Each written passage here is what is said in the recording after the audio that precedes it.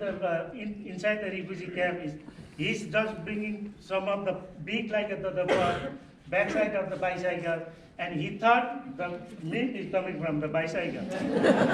So because of this, right now, lot of our like older people, they got the opportunity. It's not very far from the city where we live, like the lot of community, different community. In a summer season, they can drive the bicycle on the farm. They can spend a couple of hours over there, and they recall like I asked them like some of our older people sometime. So what you find here, and a lot of like old people they respond me. This is the some sort of like remembering back their country because their whole timing, their whole life they spending on the like the farming life. So, and the last week is most like the important or the like the amazing things.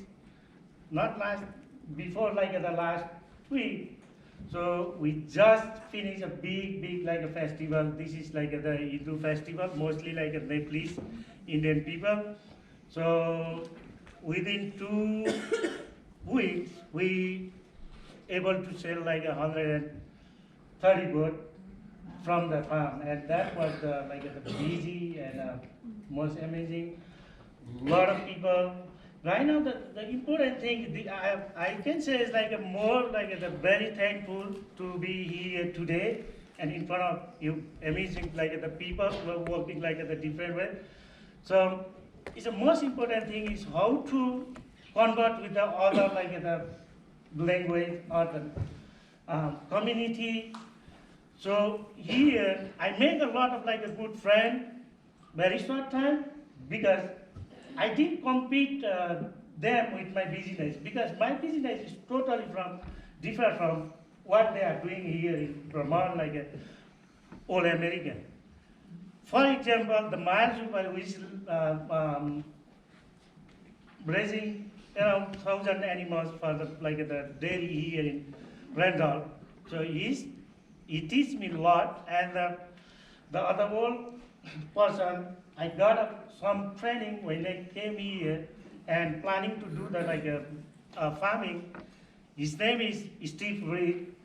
So he's making like a caramel right now. And a lot of other people. I learn a lot of things from them, and I can give them like my idea and my like the culture thing. Even like we share to cook like the food, like the vegetable, all those things. And right now, I'm not very hesitated to speak in front of like the big man, but when I came here, I can speak in front of the mass, and I was so nervous, and I can explain my story and all, but right now because of like internal perspective, or if the person I learned here is, if we have very like committed, we can achieve the like the things. If we as just running back, never we got like the success.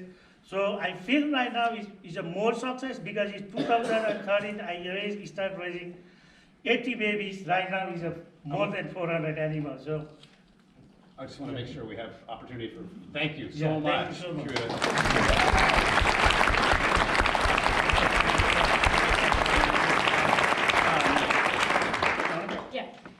So I'm Shona Sanford-Long. I grew up in South Burlington, Vermont, was born and raised there on a first-generation diversified vegetable and livestock farm, all certified organic. And since didn't really ever think I was going to go back to farming through college. It was something that I'd grown up with, always loved, well maybe not always loved, but loved many aspects of, appreciated, but thought, I'm going to go do something else, and then realized through college studying biology that food, any topic related to food and agriculture was always what kind of was the most interesting to me, was always the piece that I said, that's what I want to learn more about. And so ended up, after college, working on a number of different farms around the country, mostly focusing on livestock and also doing some slaughtering and butchering of livestock, and worked briefly on a cattle ranch out in New Mexico. And then decided a little over under 2 years ago to move back to my family's farm in Vermont with my husband, thinking about, you know, looking towards the future of potentially taking over the farm or seeing just what it felt like to be back. I think it's something that always I had come back to between things. I think living on a farm or growing up on a farm, there's such a connection to the land and to that piece of land and, you know, what my family built. So that's something that I would always come back to. I actually have since decided that because of my husband's work, we're going to be leaving the farm. So in some ways it feels a little funny to be up here talking about the future of Vermont, but it's still, of course, something that's very, this place is very important to me and the land. And I'm looking at trying to figure out farming in another area. But I guess in thinking about, you know, this past week, a lot of the things that I notice are things that are related to like what I'm leaving behind.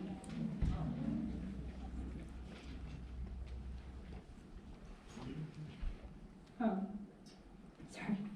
And, you know, specifically animals or just the piece of land that I have this connection to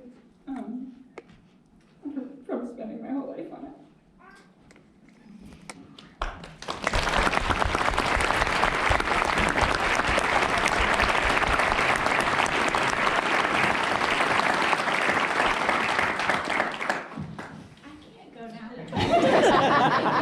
That's Taylor. Okay, now I can do it. Hi, I'm knocking my water bottle over. My name is Taylor Mendell, and I teared up because I'm not from here, so I just did the swap of that, and it's so hard. It's so hard to go into a new community and say, hi, I'm a girl, and I've never farmed before, but I'm going to do it here. And that's going to be great, right? So that's what I did. I came here in 2013. My husband and I met on a farm in California. And he said, hey, my parents have land in Vermont. And I said, great, because California's on fire every year, so let's do it. So we came here and started a super tiny, the land that his parents had is very sloped, right next to a wetland. It's not great for agriculture, but it's what we had, and so we've created a really small 1.5 acre vegetable farm. We grow year-round, so that was the exciting thing this week. Our winter CSA started on Tuesday, which I love because it's been a really nice inroad with our community because everybody's so self-sufficient in Vermont. It's amazing. But they won't buy our vegetables in the summertime because everybody grows their own in our neighborhood. So doing the winter CSA has been really fun because the people who grow amazing greens all summer are like, okay, I'm done. I don't want to do any more, and we'll come hang out with you in the winter months. So, thanks.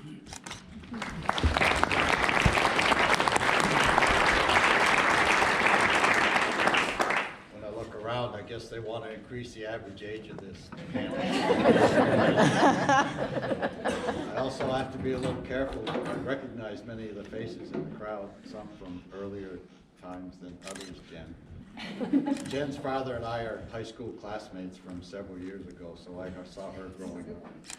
The third thing, the first picture you had up there was of Floyd Fuller, and I was well aware of who he was and what he did, so that dates me, I guess. Now for what I'm supposed to talk about. Family farm in Barnard, not Barnett, not Barton, but Barnard. Woodstock. I don't know how many generations you want to call it. My maternal grandfather owned it back in the 20s, sold it to somebody outside the family in the late 40s.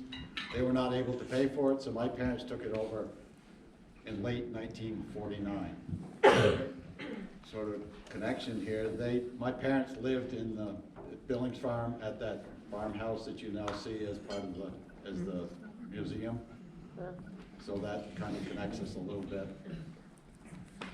On our farm, the majority of our income comes from milk. We also make maple syrup. We also grow sweet corn. My son does 27 driveways in the neighborhood.